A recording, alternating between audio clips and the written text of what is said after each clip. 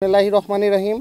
সামুদ্রিক মৎস্য বিধিমালা অনুযায়ী বাংলাদেশের সামুদ্রিক জলসীমায় মাছের সুষ্ঠু প্রজনন, উৎপাদন, সামুদ্রিক মৎস্য সম্পদ সংরক্ষণ এবং টেকসই মৎস্য আহরণের জন্য প্রতি বছর 15 এপ্রিল হতে 11 জুন পর্যন্ত মোট 58 দিন সকল প্রকার মৎস্য নৌযান কর্তৃক যে কোনো প্রজাতির মৎস্য আহরণ নিষিদ্ধ ঘোষণা করা হয়েছে।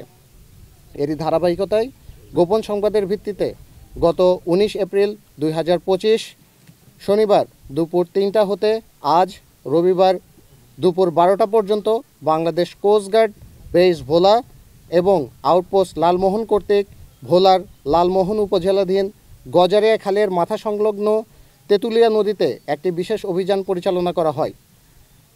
অভিযান চলাকালীন উক্ত এলাকা হতে বৈধ কাগজপত্র এবং লাইফ সেভিং ইকুইপমেন্ট না থাকায় 9টি আর্টিসানাল ট্রলিং বোট জব্দ করা হয়।